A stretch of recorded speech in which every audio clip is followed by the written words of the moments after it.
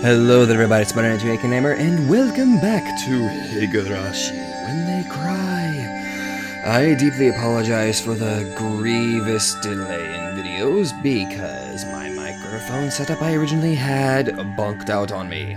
But if you joined me on my stream last Wednesday, which is more or less a test stream, I deeply apologize for that. Oh, hold on, let me just adjust this real quick. There we go. Well, I got myself a Blue Yeti, and the sound quality is truly fantastic.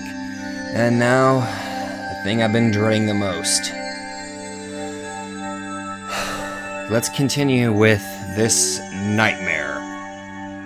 Where we God, I am not looking forward to this. Okay, this can't be that bad. I hope. Weariness and a headache. Not a very nice way to start the day.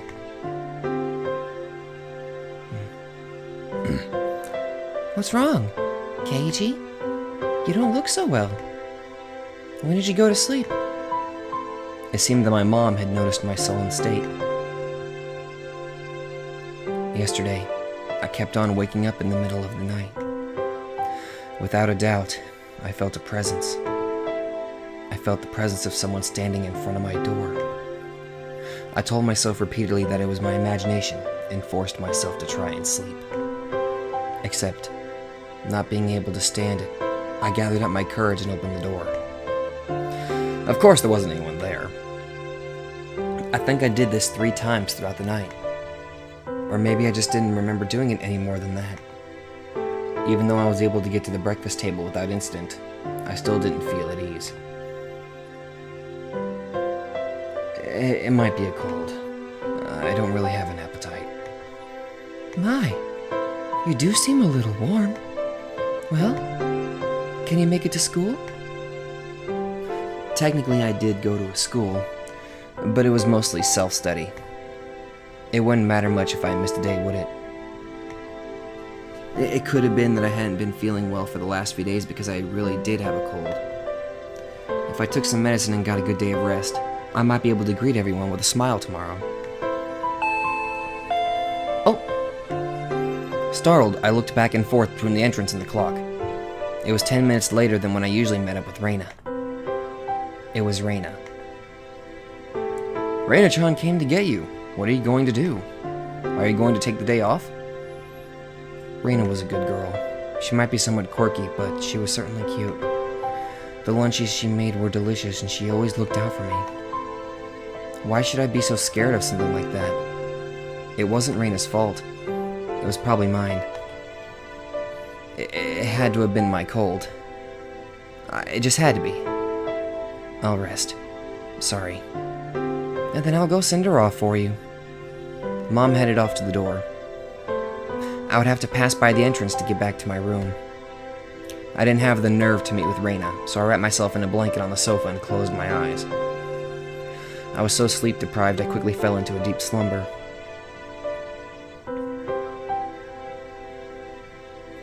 Well, after what happened yesterday, to be honest, I wouldn't blame you. But you're just kind of ignoring it. I think.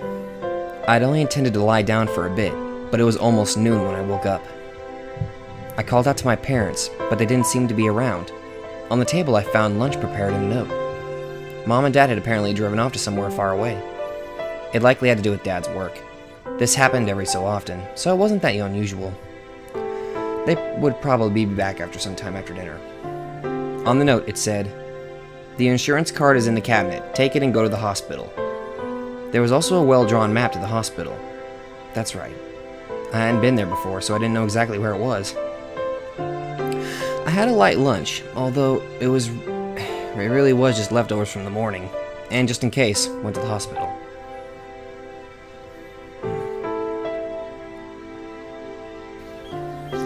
Normally I'd never be here in the middle of a weekday. Just walking around like this had me feeling guilty. It was an odd feeling. Following my mom's map, I took a road I usually never used. After walking for a bit, the hospital sign came into view. Erie Clinic was written rather stylishly on the sign. I'm probably mispronouncing that. Erie, whatever. The clinic wasn't very big, but based on the scale of the rest of Hinamizawa, it was far too grand. There was a parking lot and even a reserved spot for buses. They must be making a mint. Probably. I spaced out in the air-conditioned waiting room until it was my turn to be seen. Mayabara-san, please make your way to the examination room. I don't know if it's male or female. I'm just kind of giving it like a feminine voice. I don't know. I was just thinking nurses or saying that. I don't know. After properly answering all of the chatty doctor's questions, he responded with the old, "It's probably a cold." Okay, so it's a male doctor. They gave me a shot and 3 days worth of medication. Or medicine. Why did I say medication? I thought it was a little overboard, but if it would clear away the gloomy feeling I'd been having lately, then it was worth it.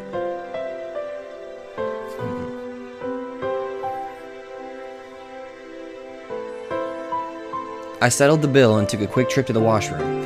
As I was leaving, I overheard a conversation between some elderly people who seemed to be regulars at the clinic. Of course, I had no intention of eavesdropping. If it wasn't just for that word. Must have been an Onikakushi. I wonder. She was still pretty young. Might have just eloped. With whom? That man from Tokyo who visits every season. That young one with the big camera. Didn't you know they were getting along pretty well? Don't even remind me of Tomataki. I miss him already. Were they talking about Tomataki-san? I could feel my ears perking up. I don't know about that, but you have to make preparations before you elope.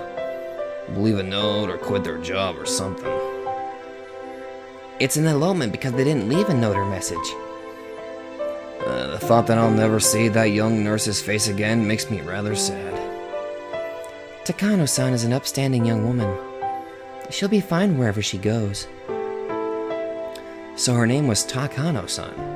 Takano, I don't know. That woman with Tomataki-san. And she worked at this clinic? Oh, she was a nurse. Oyashiro-sama's shadow was following me everywhere I went. I started listening more closely, but they began talking about fishing, and it didn't seem like they were going to revisit the topic. I gave up and left. Thus, even though I was separated from the daily monotony of school, I wasn't able to escape from Oyashiro-sama's shadow.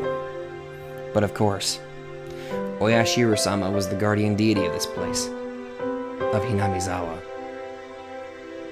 As long as I was in Hinamizawa, I wouldn't be able to escape.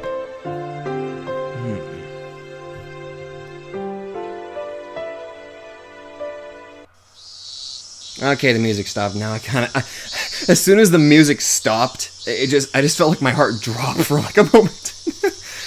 I don't know, I'm just probably being paranoid. Maybe it was because I was walking outside, but my appetite had suddenly returned. I might as well buy a snack with the change from the examination fee on the way home. Contemplating that, I turned into a familiar street. At that moment, I heard a car horn abruptly honk behind me. Was I really walking so far into the middle of the road where I'd be in a car's way? I moved farther off to the side, but the horn was still honking at me. I turned around, peeved. Oh! Mayabara-san, good day to you. It was Oishi-san. He stepped out of his car, AC on full blast, and waved at me. Oh. What's up today? School on break?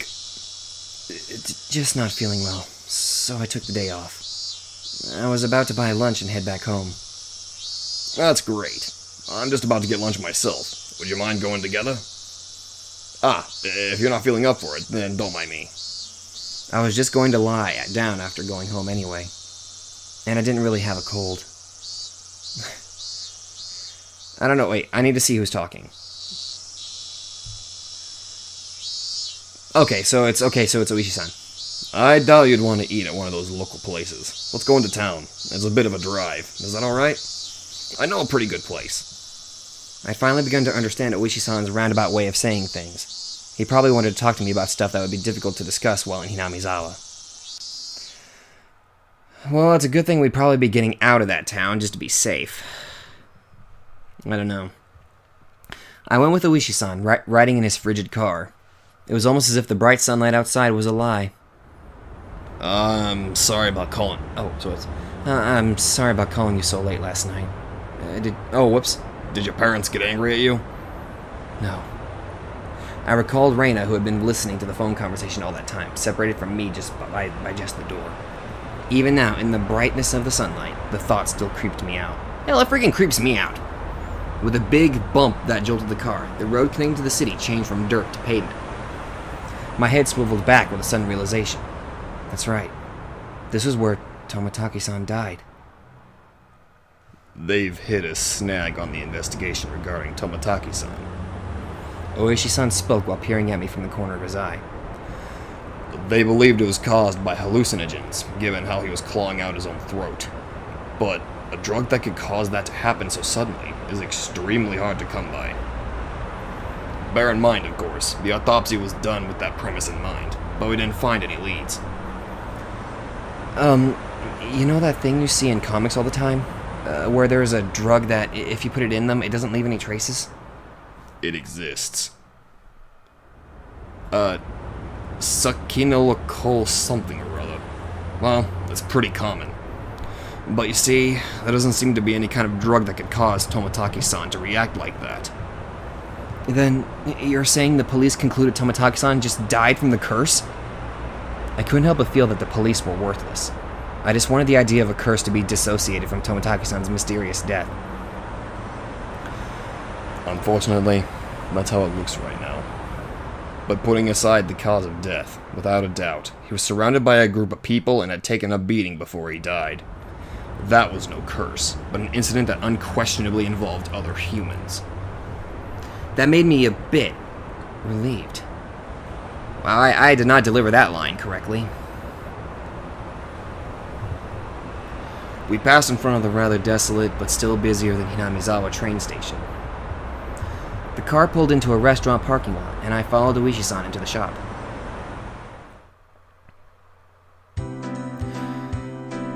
It was pretty crowded, but there were only adults at this hour.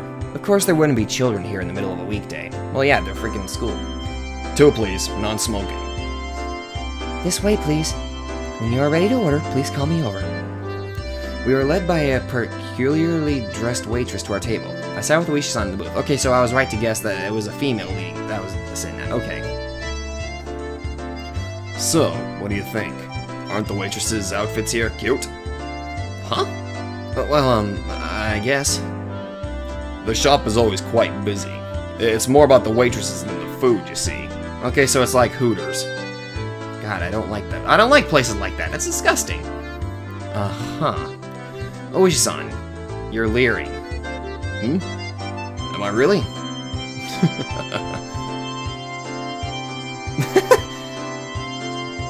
I like you, Oishi-san. Don't you fucking die on me. I'm gonna be pissed. I don't want to like somebody only to freaking get them killed.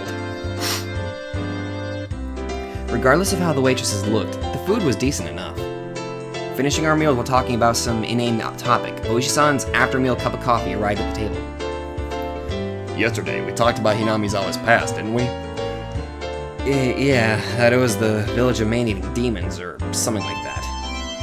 I didn't know much about it by myself, so I asked my grandmother about it this morning. Oishi-san took out the notepad that was stuffed into his breast pocket. Oh, god damn it, not with the freaking music. Turns out that Hinamizawa used to be called Onikakushi, or Ogre's Abyss. Onikakushi. That's quite the name. The name is still around. The marsh where the Shinto priest's wife drowned herself is still called Ogre's Abyss. It's said that the depths of that marsh... Oh god, I yawned! It's said that the depths of that marsh connect to the realm of demons. Of course, nobody had told me anything about such an ominous marsh. And you see, it appears they were both feared and revered. A respect born of fear. I guess you could say it was kind of deification. A village of inhuman creatures. Seems the demons were sennin, or mountain-dwelling mystics of sorts.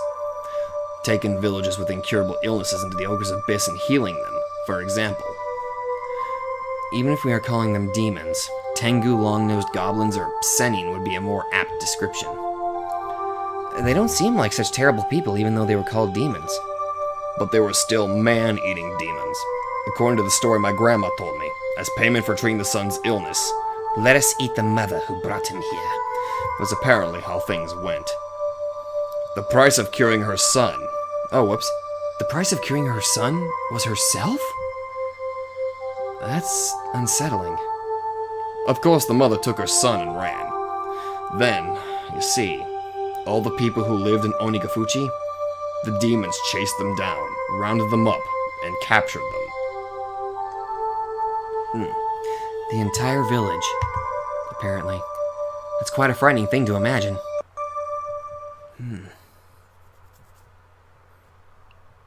In the end, it seems both the mother and son were caught and eaten.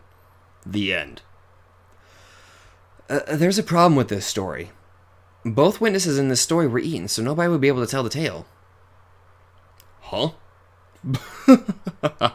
There are plenty of old fables like this. In contrast to the ghastly tale, Oishi-san laughed heartily while sipping his coffee. But, well, there are quite a few other tales, where the demons from Onikakushi band together to capture their prey. I recall that Mion said all the villagers united and fought against the dam construction. I saw similarities with how that part about unification overlapped. Normally they hunted down a single person, and they chose who it was going to be beforehand.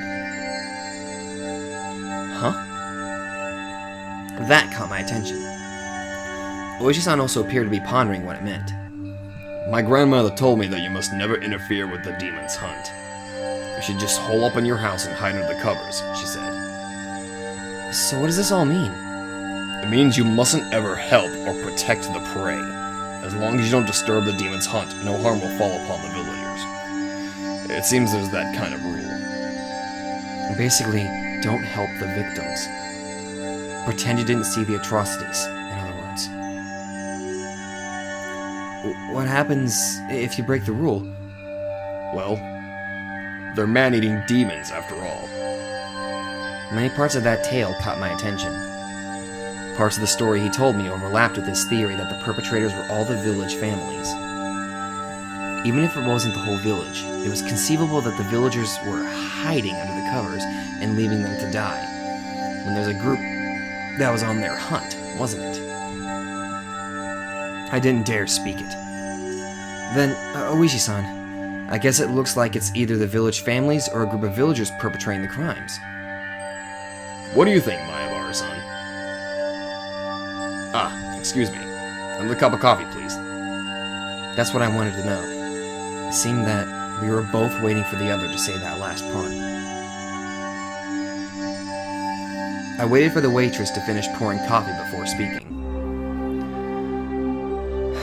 Last year, I had a nagging feeling when Satoshi-kun disappeared. Oishi-san muttered as he watched the milk swirl around in his coffee. Oh, whoops.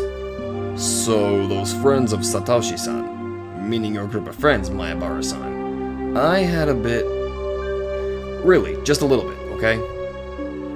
Of background checking done on them. If Oishi-san had said this to me before, I would have been furious, since he told me earlier not to suspect my friends. But as I was now, I couldn't. This might sound pretty stupid. Mayabara-san, if you feel that it's stupid, please say so. I'll just stop. Oishi-san was wearing the most serious expression that I'd ever seen from him. It was as if he was telling me to prepare myself and listen. There were quite a few things I regretted hearing from Oishi-san, but none of them were as threatening as this. A little voice inside me was screaming like an alarm. Stop, Keiichi. This was probably the last one. I took a deep breath and silenced that voice. I would not run from the truth. Please. That was all I could utter. Oishi-san stared into my eyes silently for a few moments. After he was certain I was ready, he began. The victim of the incident the first year was the overseer. A few weeks prior, he had an altercation with Mio and Sonozaki-san.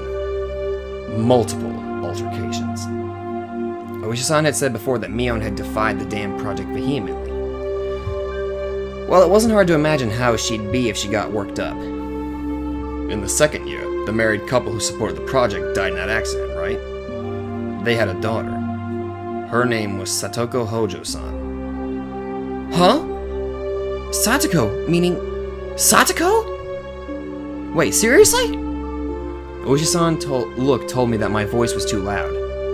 I realized it as well and quickly quieted down. The Shinto priest and his wife who died in the 3rd year. You see, their daughter is Rika Furute-san. Rika-chan was...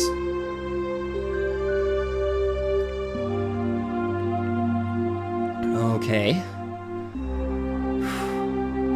The housewife who died in the 4th year, you know already, don't you?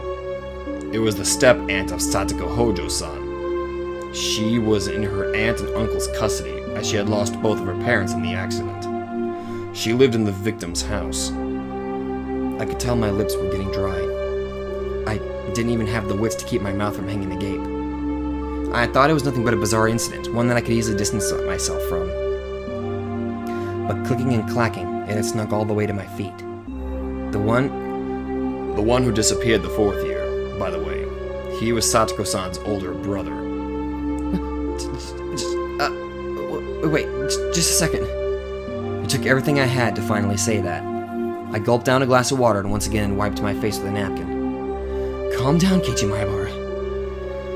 But Oishi-san was relentless. Instead of waiting for me to finish sorting out my feelings, he started speaking again. The last of the things I shouldn't have heard. All of the victims seem to be connected to your group of friends. That has to be just a coincidence. Maebara-san, keep it down. Everyone's looking. Mion? Satoko? Rika-chan? So what if they're connected? You're telling me all of my friends? It couldn't be. It just couldn't be. Oh, Rena is different, isn't she? Rena isn't connected with the victims at all. Rena Ryugu-san was living in a suburb of Ibaraki Prefecture up until last year. Well, it's true she hadn't directly met any of the victims. He said it in a roundabout way. Is he saying she's also connected? Actually, I looked into her before. Oh, whoops, I looked into her. Before Ryugu-san moved away to Hinamizawa, she was suspended from school. It seems she went through her school building and broke all of the windows. Rena did that? She broke all the windows at her school? That same silly Rena had... I couldn't even imagine it. It seems that, after her 3-day suspension, she didn't return to school. She went to a neurologist and was diagnosed with dysautonomia. She was given weeks of counseling and medication. Dysautonomia? What is that? I need to look that up. I wonder if it was something like a nervous breakdown. I'd heard that it happens to people who are really methodical or overly sensitive. Neither of those matched Reina's easygoing personality. And in the counselor's medical report, he recorded all of the conversations he had with Rena-san. It shows up. And quite a bit at that. What did? I pressed forward carelessly. There couldn't be anything more for me to regret. She mentioned the word Oyashiru-sama. Oh no. It felt like someone's stone-cold hand was caressing my back. Why? Why had Rena spoken of Oyashiru-sama before she even came to Hinamizawa? It seems that Oyashiru-sama she spoke of was like a ghost appearing in her house every night. Standing over her pillow, looking down at her. My mind froze. I couldn't process what I was being told. A while after that, she moved to Hinamizawa. Ah, that's right. She's not an outsider. Huh? According to their residency register, the Ryugu family used to reside in Hinamizawa. Rena-san moved to Ibaraki right after she finished elementary school. My mind went completely blank. It was similar to the static you'd see on a blank TV channel. My ears began ringing as I lost all sense of comprehension. Maebara-san, are you alright? Shall we stop? Those words brought me back. I couldn't let it end here. Now I understand Rena. Then, how about the last victim, Toмотaki-san? Who is he connected with? Irritated, I let out one final reprisal. All of them. Have you forgotten, Mayabara-san? Didn't you all spend the night of the festival together quite merrily? Quite a few of the officers saw you enjoying yourselves. Now there was nothing I could respond with. I fell silent as my brain turned to mush. We should get going. Ah, Mayabara-san, did you take your afternoon medicine? I completely forgot about the medicine I'd gotten until Oyashi-san said that. I got another glass of water, and we left the shop after I chugged it down. I'm getting like so many chills down my back. We got in the car and returned to Hinamizawa via the rough road. I never really paid attention when I was on my bike, but did cars normally shake this much? It was almost as if the road was desperately trying to tell me something. Ba-dump. That big jolt was from the difference in elevation of the road when it changed from cement to dirt. I was certain that I heard Tomotaki-san scream. I sat in silence, just letting myself be shaken by the car. I'll drop you off at your house. You missed school because you were ill, correct? My apologies for the long conversation. Why did you talk to me? I blurted out the question. Really, just blurted it out. I didn't expect an answer. I did check with you first, didn't I? If we should just stop? Not that! Why did you reach out to me? I understood quite well that Oishi-san was investigating the string of suspicious incidents. But why was he telling me all this? I knew nothing and I couldn't help. Everything Oishi-san spoke of was news to me. First of all, what could I, having just moved here, know? By chance, if there was a reason for Oishi-san to reach out to me, then it would have to be that I looked suspicious to Oishi-san, as I was part of Mio's circle of friends. I'm retiring this year. I plan on moving away after retiring as my grandma wants. So while I'm still on the case, I want to bring the truth behind this incident to light. So, Oishi-san, you suspect them, don't you? All of them. Oishi-san didn't really give a response. It felt a little late, but I thought it was his way of showing a bit of consideration for my feelings. This is mostly my intuition from 30 years on this job. Mayabara-san, you're the one in danger. Huh? I wanted to reply with, that was absurd, but in my downtrodden state I couldn't bring myself to say it. I'll be retiring this year, so I won't be at the Watanagashi next year. So I want to settle things. In other words, he was insinuating that on the next Watanagashi, I might be the victim. I've been warned by the chief as well. Each incident in the string of cases has been solved, so don't bring it up again. Or so I was told. This is the pressure that I'm facing. Pressure? From what? Someone in Hinamizawa. We've arrived. Is this fine? After some time, the car finally reached the path to my house. The clock read 2 p.m. I was surprised so little time had passed since we ate.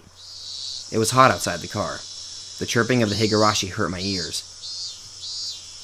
I won't mind if you just forgot everything I told you today, but I'm still going to keep investigating. I'll end Oyashiro-sama's curse this year. So you're saying I should contact you if anything happens? It's fine. Just contact me when you feel you have to, Mayabara-san. I wasn't collected enough to understand Oishi-san's roundabout way of saying it. Be sure to take it easy. I'm sorry for throwing all this at you while you're taking the day off because you're sick. I didn't really give any sort of response. I'll always be on your side. If anything, believe that. I'll be off now. Thanks, Oishi-san. The tires crunched over the dirt road as the car made a U-turn and disappeared into a cloud of kicked-up dust. It felt like I was watching a boat only throw me a lifesaver or a shark... It felt like I was watching a boat only throw me a lifesaver in shark-infested waters before disappearing into the distance. That was the first time I thought Oishi-san was being unfair. Telling me I was going to be the next victim, then just saying to contact him if something happened. This wasn't a criminal investigation. He was fishing. And I was just the bait dangling off the line. Would the fish be the perpetrator? Or was it really just Oyashiro-sama's curse? Either way, the bait would be swallowed whole. Damn it! I don't want to die. For some time, I could do nothing but stare at the puddle of water left behind by the AC from the car.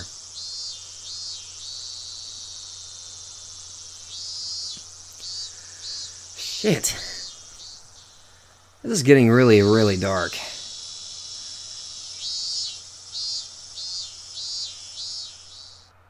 Alright, time to start the second half. Okay. I wonder how much time had passed since I laid down. It was getting dark outside. My body was soaked in sweat. It would probably be a good idea to change my sheets. At that moment, the phone downstairs rang. It was probably Mom. Mom's quite the worrywart. Maybe she had called many times, but I just didn't notice it. Hello, this is the Mayabara residence. Oh, he's alive. Hello. Oh. This is Mion. How you doing? Is this one of Keiichi's friends? Keiichi is resting now, but shall I put him on? Huh? Is this his dad?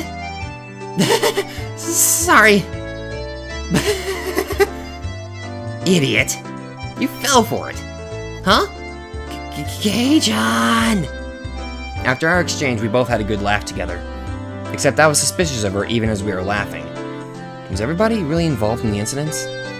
The fact that I couldn't say no saddened me. I'm relieved that you seem well. Rena was really worried, you know. Sadako-chan was happy and said you got what you deserved. Rika-chan said how unfortunate he's sick. Looks like everyone was making a big deal out of it. Well, you know. So, Kei-chan, is now a bad time to come pay you a visit? A visit? No, it's okay. It's not like I'm dying. My grandma made a ton of mochi, you see. I was told to share them. So I'll bring you some. Hey now, you'll catch my cold. Not to worry, both Rena and I are too stupid to catch a cold. See you. Be there in a bit. She hung up cheerfully. Rena's coming too? That's what it sounded like. I was still concerned about meeting Rena, but I guess if she was with Mion... Yeah, hopefully. Good lord, my heart's racing just a little bit. I heard the doorbell 10 minutes later. How are you feeling? Did you take your medicine and rest? I did just that. Thank goodness you look well. I was worried. Sorry, I'll be fine by tomorrow. Mion showed a complete lack of concern for someone who's recovering, and Rena looked like she was worrying about me from the bottom of her heart. It didn't look like there was anything behind those expressions. I thought we might hang out for a bit, but it looks like you're not quite in the condition for it. You don't say. It would seem my face appeared a bit sullen. Then here, Keiichi-kun. These are the mochi Mii-chan's grandma made. Rena held out the package wrapped in newspaper. There might be about 5 in here. It was quite hefty. Ah, thanks. Send my regards to your grandma, Mion. Yep. There's one that I made in there as well. I wonder if Keiichi-kun can guess which one. This is Kei-chan's homework since he missed the club meeting today. There are letters on each mochi, so I'll ask you tomorrow. Were you checking if I was feeling better, or did you just come here for club activities? Yep, looking fine. Guess you'll be able to make it tomorrow. Man, what are you gonna do if my fever comes back because of your shenanigans? Mii-chan, we shouldn't be making such a racket. Let's go. The other people here would get angry. Both of them thought my parents were home. It was because the entranceway was a mess. You're right, let's get going. By the way, Kei-chan. Yeah? What the hell?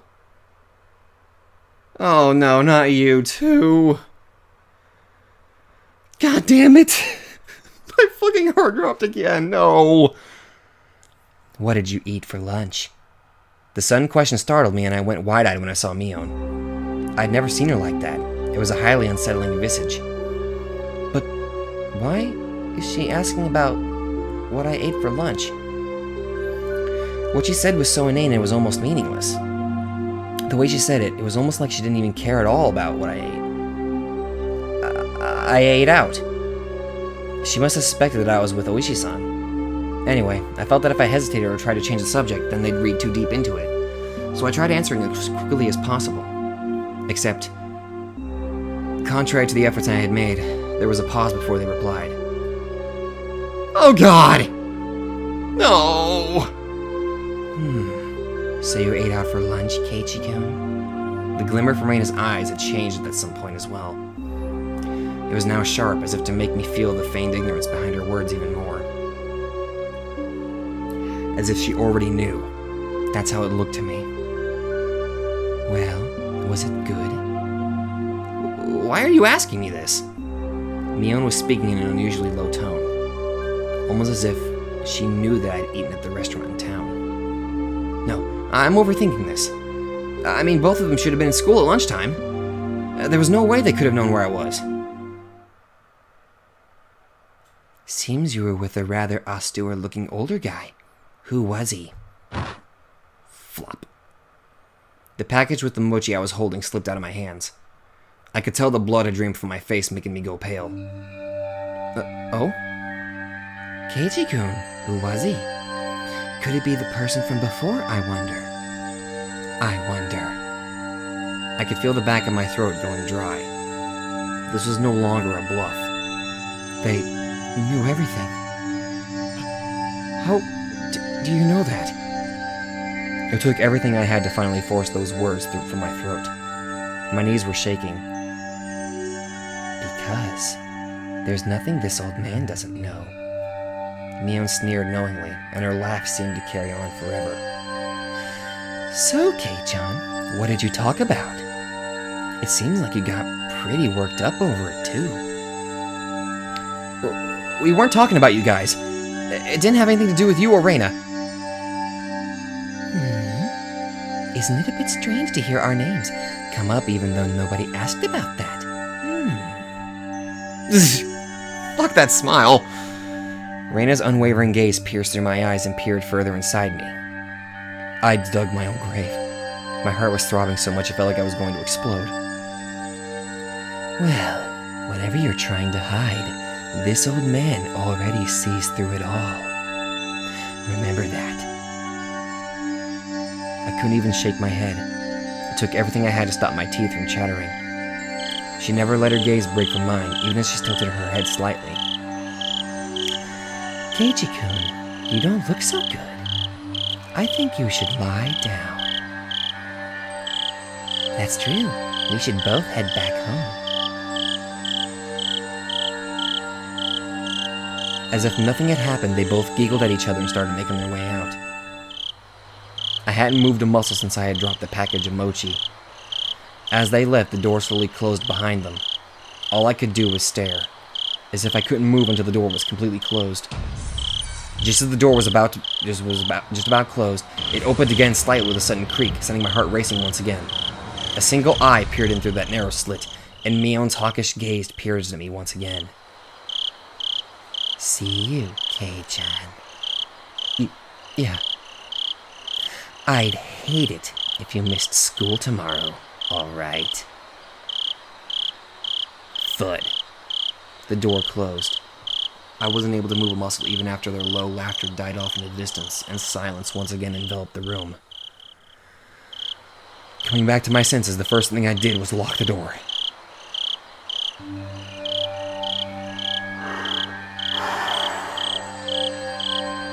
My heart's still... Oh god, my heart is racing again.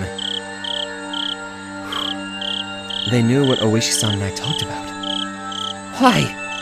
How? No, that wasn't important. Thinking about it now, all of it could have been overheard from the beginning when Oishi-san met me. Just as Mion said, I couldn't hide anything. Then, what were they trying to tell me? That part was obvious. They were warning me not to say anything unnecessary. What did they deem unnecessary? I only talked with Oishi-san about one thing. And they were warning me that was unnecessary. What was it that Oishi-san talked to me about? The incidents involving Oyashiro-sama's curse that occurred every year weren't individual cases, but were connected as a whole, as well as the fact that there may be multiple perpetrators hidden within Hinamizawa. No. More precisely, that Mion, Rena, Satoko, and Rika-chan were all suspicious. Is that what they were warning me against? What kind of nonsense am I thinking about? I hit my own face hard enough that it let out a loud slap. If only that would wake me from this nightmare, but for some reason it felt like I was punching a blanket. It was almost laughably painless. Calm down, Keiichi Maebara. When did I become such a pessimist? Calm down. Calm down. Settle down and sort things out. The reason Mio knew I was eating lunch with Oishi-san was probably because someone from Hinamizawa just happened to be there at the time. They must have told Mion that I was there. That made the most sense. Plus, come to think of it, she didn't ask me where I ate lunch, did she? She only asked, was it good? They were just curious since I was together with someone not from Hinamizawa. It's not as if they had any ulterior motives. That's it. That has to be it. Thinking about it that way, it was the same with Rena. I was just being strangely ambiguous about it when I met with Oishi-san, and Rena was just correcting me on that. That's when I was bewildered by the change in character from the usual mild-mannered Rena. I was just startled by it. That's the most natural way of thinking about it. It felt like my mind was mixed up like a tangled mess of spaghetti. Deep red marinara sauce would have poured out of my nose and ears if you squeezed my head. Just thinking that, I suddenly felt like vomiting. I really didn't want that to happen, so I stopped holding my head. Lately, I had no idea what anyone was saying. Spending time with them was fun. It didn't feel like there was any sort of hidden agenda. I really do think that they're a good bunch of people. When I just moved here and couldn't make heads or tails of everything, they were really kind to me. Rena was really kind, always looked after me. As long as that strange affliction didn't rear its ugly head, she was really pretty cute. Mia was also a really good person. She didn't care about anyone's age or gender, and was optimistic and outgoing. I was never bored when I was with her. And talking of not getting bored, rambunctious Satoko was a good person for that too. She was pretty bratty, but that was just the way she interacted with others. Rika-chan was the same way. She didn't speak often, but that didn't mean she was always silent. They're my friends! But after hearing of the better untold secrets of Hinamizawa from Oishi-san and Toмотaki-san, when I was told about Oyashiro-sama's curse, things started going crazy. Then hearing about Oishi-san, that Mion, Rena, Satoko, and Rika-chan were all suspicious. After that, everyone changed. That's right. It all started getting weird after Oishi-san told me all that strange stuff. At that time, I really should have. I should have not just listened to those weird stories. And I even shouldn't have heard about the past incidents from Toмотaki-san the nights of the Watanagashi. If I hadn't just gotten that strange sense of curiosity. If I just hadn't. That's right. So that's why they killed Toмотaki-san. That impudent outsider speaking to the likes of me after everybody went out of their way to keep it a secret from me. They'll probably kill Oishi-san as well, for trying to unearth what everybody was warning me was better left buried. I'm only assuming that the censored word is actually kill. Besides that, he was unforgivable for spewing words that made me doubt the others. Of course a guy like that is going to be killed. Both Toмотaki-san and Oishi-san were nothing but outsiders after all. They were entities who couldn't coexist with the people of Hinamizawa. Those guys should just fall to Oyashiro-sama's curse and just die! It wasn't their fault. It was my fault for not being able to hold back my curiosity. It wasn't their fault. It wasn't their fault. It wasn't their fault. It wasn't their fault. It wasn't their fault. It wasn't their fault. I settled into a daze. It was a lethargic feeling like I had just gotten up, but the ominous chill that haunted me had subsided. I was fine now. I was no longer frightened. I completely recovered. I'll go to school tomorrow right as rain. I'll greet everyone. I'll take part in club activities. It'll definitely be fun. It had to be fun. I was one of them after all. Oh, that reminds me, I need to eat those mochi. I hope I'm able to tell which one Rena made. I remember the homework the two brought with them after they visited me. But wow, our club did delivery. That was something else. I picked up the package I dropped on the floor and headed into the living room. It would be nice, I guess, to have some tea with it. To fill my mouth with mochi while drinking tea. Oh, this was quite a delectable situation I was in. Opening up the newspaper wrapping, there were 5 plump red bean paste mochi fit snugly inside. There were letters written from left to right on the newspaper. A, B, C, D, and E. Now then. They said Rena made one of these. I wonder which one. There wasn't much difference in how they looked. They smelled and appeared about the same. This was a pretty difficult problem. The biggest difference was probably their shape. I wasn't sure what kind of person Mion's grandma was, but Reina's had to be different from hers. Looking carefully, I could see one mochi that was made very neatly. So, well, just by staring at it, one could tell it stood out. Looks like this challenge depends on whether or not this one's Reina's. Calm down and think even harder. Miona said her grandma made a ton of them, and was told to give some out, if I remember correctly. So that meant 4 of these were from that large batch. Then what about Rena? She probably only made 1. So she probably spent quite a time on it. Meaning, the one Rena had made was this one, E. For a moment I thought it might have been a trap Mion laid as she knew I'd pick up on it, but that probably wasn't the case. I wouldn't be so sure if I knew Mion had made it, but since she and Rena had made it, it probably wasn't a trap. Alright, my tea is ready too. I'll start with the defending champ Mion's grandma. Let's see. Not bad. The smooth bean paste and soft chewy texture left little to be desired. The tea I drank afterwards also accentuated the experience. This was an exquisite piece of work. Now, how about Reina's? The creation was so delicate, one would think it was a high-class Japanese dessert. I wonder what mochi. I want to try some mochi. I wonder what it looks like. I'm gonna look that up as soon as I'm done recording. Since I normally had quite the appetite, I was slightly worried about the size of the portion. But, well, first, a bite. This was quite a difficult one to judge, actually. The ingredients were exactly the same, so there was little difference in flavor. What was different was how it was shaped at the end, so it had to be expected. So the deciding factors would be presentation and volume. The well-formed and well-sized champion versus Rena the Challenger, with a size you just couldn't get enough of. If only I had just 1 bite of Rena's. I'd only had 1 bite of Rena's. I would probably have to wait until after I was done eating to make my decision. Maybe there was something hidden inside that could cause an upset. Chew. It seems my prediction was right. My tongue touched something. It didn't feel like something edible, so I reached it with my fingers and grabbed it. What? What was this? What? What is it? What was in there? Plastic or something? Before I could fully comprehend what it was, I threw away the rest of the mochi I was eating as fast as I could. What was it? It slammed against the wall, causing the bean jam to splatter. Then, after sticking for a moment, it slid down to the floor. I was dumbstruck by my own actions. What was I doing? Rena had gone out of her way to make it for me. How could I? Dumbstruck, I looked down at the hand that performed such a vile act. Then I remembered what I had taken out of my mouth. At first I thought it was a hair. Even though it was shorter than Mion's, Reina's hair was quite long. And it wasn't this short. It was also a bit too hard to be a hair. It was thick enough to roll around on my tongue. There was a bit of a metallic sheen on one end of it.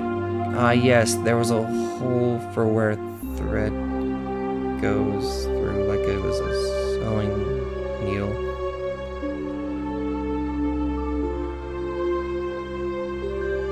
Oh, I think I just got a little sick. Yes, that's right. It looked very much like a sewing needle. Exactly like one. The end was pointed as well. Quite sharply. It really did just look like a sewing needle. Huh? What did I mean by looked very much like a sewing needle just a bit ago? I couldn't answer. But a voice inside me already knew, and let me know by chattering my molars together. I couldn't stave off the terror welling up inside me. Suddenly, I tasted something metallic and felt a prickling pain at the back of my throat. I stuck my finger in the back of my throat and felt around to see if I was bleeding. Suddenly, I felt the urge to vomit. The sharp taste of bile irritated the back of my throat. I clasped both hands over my mouth, and after writhing in agony, I was somehow able to hold back the nausea. I was finally able to breathe normally again, but this time my heart was intensely throbbing. Then it finally registered. Exactly what was mixed in with the mochi. Before I could think of the correct word, my hands were already on the move. Splat. Plop. Splort. I tossed the rest of the mochi against the wall. The geometrical patterns of the scattered bean jam on the wall suddenly invoked a terrible omen in my mind. After looking away, I dashed out to the hall and flew upstairs to my room, where I stayed under my covers until morning. Oh God. I clutched my own shoulders, howling madly in a mix of fear, anger, sadness, and frustration. This wasn't a threat or warning or reminder. Nothing as simple as that. What had happened in Hinamizawa? What is happening in Hinamizawa? What would happen? I didn't know the answer to any of those questions. Where did I break a taboo? Regardless, now Rena and Mion, and others, they consider me an enemy. And they thought I should just die. I won't let you kill me. Not for such a pointless reason. I fell into a restless sleep as I was crushed by my negative emotions. It was as if I was being drawn into a billowing, bottomless march. They put a fucking needle in there? What the fuck?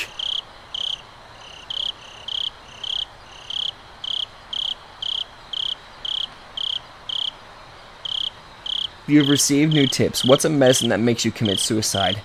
Threat.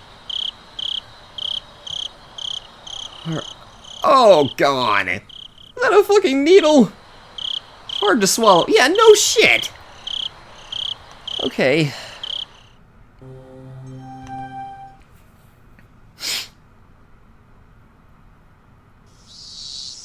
Let's cut to the chase.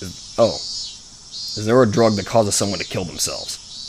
Not directly, no. That's quite a roundabout response. You're saying that there's one that does it indirectly? Something that puts you into a suicidal mental state.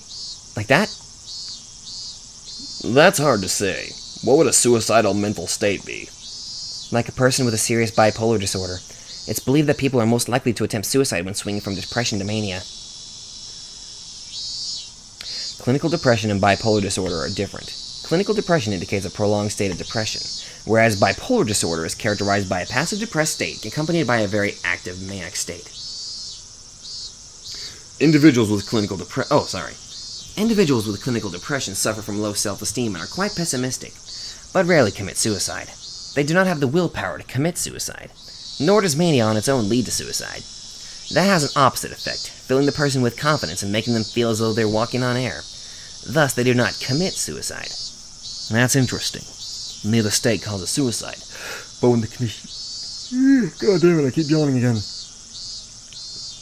Neither state causes suicide, but when the condition changes, they might do so. There is a desire to commit suicide when in a state of depression, but they do not have the willpower to commit such a formidable act.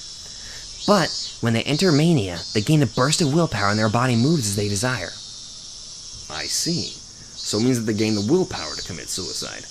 That's how it goes. And that's why patients are given sedatives during that time to keep them from acting on their impulses. Then was Tomotaki bipolar? People who suffer from bipolar disorder generally commit suicide by more civilized means, like, say, hanging or jumping off a building. Self-harm is, though going through withdrawal, is completely different. Tomotaki's death wasn't civilized, so one would think it was caused by some foreign substance. As I said from the start, tell me of a drug that causes someone to commit suicide. There are reports that methamphetamine overdoses produce a condition that resembles bipolar disorder. It's a stimulant. Barbiturate overdoses are also reported to cause erratic behavior. That's a sleep aid. There were no signs of stimulants. Are there any other possibilities? All I can think of is that it's some sort of illness. Something like Graves' disease, which affects the thyroid and is known to cause symptoms that resemble bipolar disorder. But Graves' disease has many characteristic symptoms of its own. The deceased exhibited none of them. I wonder, is there something that could happen more spontaneously? Something that fits this case and would cause someone to want to commit suicide all of a sudden. Are you familiar with organic mental disorders? In short, it's a condition where the brain is out of whack due to physical injury or illness. It can be caused by drugs, but it can also be caused by physical trauma, encephalitis, a stroke, or even tumors. Basically, even without a drug, one can succumb to an irregular mental state. The deceased was surrounded after being chased, and his life was in danger, right? All that stress could have messed with his brain chemistry. He could have hit his head, and those factors combined might have caused him to mutilate himself. It's a possibility. Could you explain to me in simpler terms? Basically, he knocked his noggin in the brawl, and that made him go haywire. Then his lady didn't have any intent to kill.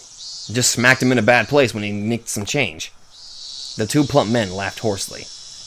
But of course, it's not like that. Undoubtedly. If it was habitual drug use, there was something mental. The deceased's body holds the key. How are things on your end? Oh my goodness, look at the time. I need to get back soon or Kuma-chan will get angry with me. Yeah. Good luck.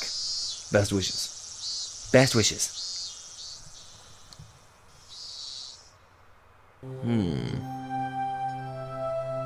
So it might be drug related. but trauma related at the same time, I wonder.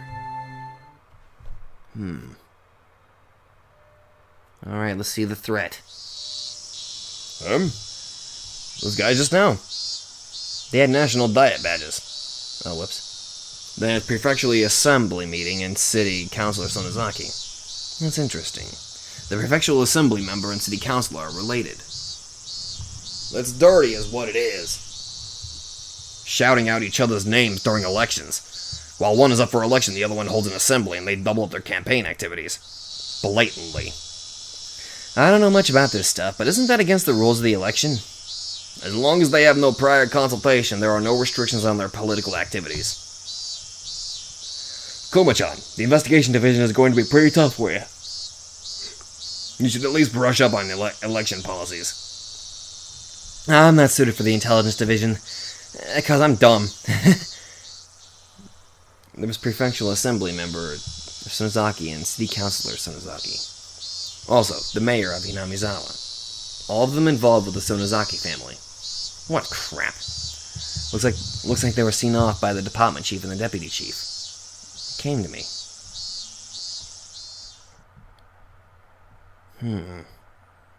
That knife, when the chief invited me to go along to some Oden, I thought that was it.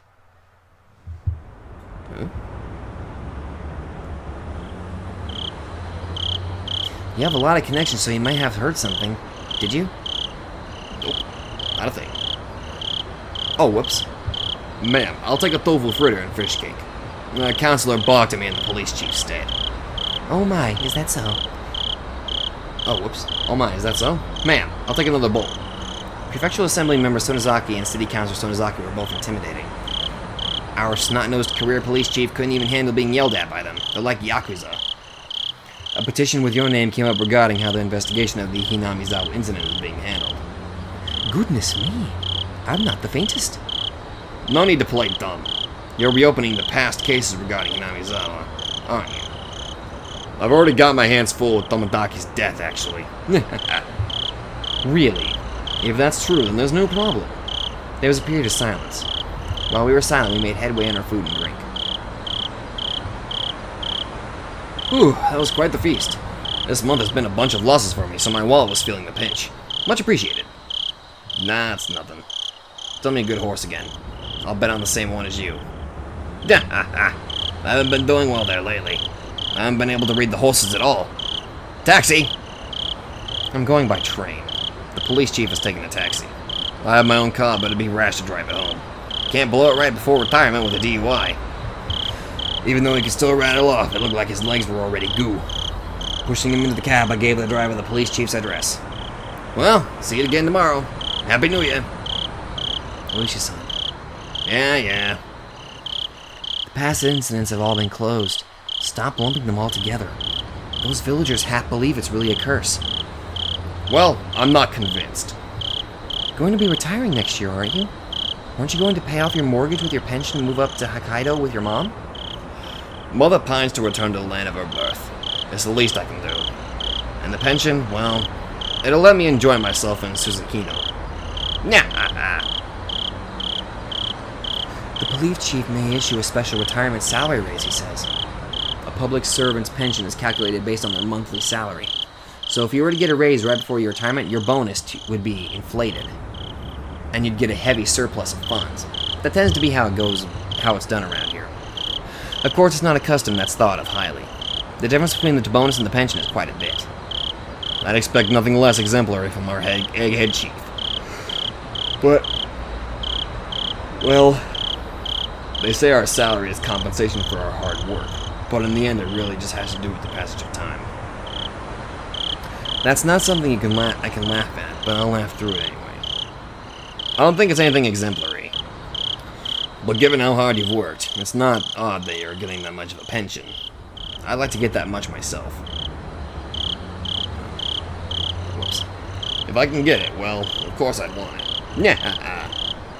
You'll get it. You're an adult after all. Sorry for holding you up here, driver. Thank you very much. I closed the door roughly, interrupting the chief's conversation a bit rudely. It looked like the chief still had something to say, but he just smiled wryly and waved. I waved in return. The cab sped up gradually and soon disappeared among the sea of lights. Nah. Oh, man. I wonder if I really can repay that loan.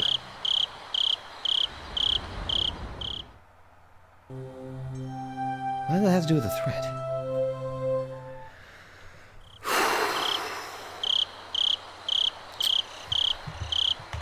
Well, let's save. This is just gonna get worse and worse. I'm not gonna have a happy moment after this, am I? Great. Well, my heart is literally blown out. I'm freaking losing it. I thought I knew stuff, but apparently I didn't. And I'm loving every bit of doing this. It's really good. It's actually a lot of fun. I mean, it's fucking scary. It's scary to me. I mean, I'm not sure if it's scary to people watching. I don't know. Maybe I just get too attached to a character or a story. I don't know. Maybe I get too I get a little too invested in the story, maybe. I don't know. But damn. I literally have nothing else to say much about it. I know I'm not really giving good commentary at this point. I'm just kind of reading it off. My commentary is not that good at this point. But anyway, this is the first episode using my new microphone, and I'm pretty sure the quality came out pretty good. I'll check it whenever I go to edit all this, but thank you guys so much for listening, and I will see you guys. I may as well just go ahead and bring this up. So I want to ask you guys a question. I've been thinking about this for a while, and I would want to know would you guys be opposed if, since I'm also doing the Let's Play of Cthulhu Saves the World, I was thinking if I either finish Higurashi or if I finish Cthulhu first. Or maybe I'll have it during, that way I have like 3, but actually I don't want to do that. I want to make sure I have like 2 Let's Plays, that way you guys don't have to wait that long in between each episode. But whenever I finish either this or Cthulhu Saves the World, would you guys be opposed if I did a Let's Play of Mega Man 0? You know, like the series, Mega Man 0. 1, 2, 3, and 4? Would you guys be opposed if I did a Let's Play of that? Be sure to leave your answers in the comments, and I'll be sure to get to them. Your opinions, please. If you guys like what you see, be sure to let me know. Leave a like, maybe subscribe. I don't know. Tell your friends. I don't know. Anyway, not telling you to, just saying you can do that. So, thank you guys so much for joining me. Thanks for listening in, and I will see you all in the next video.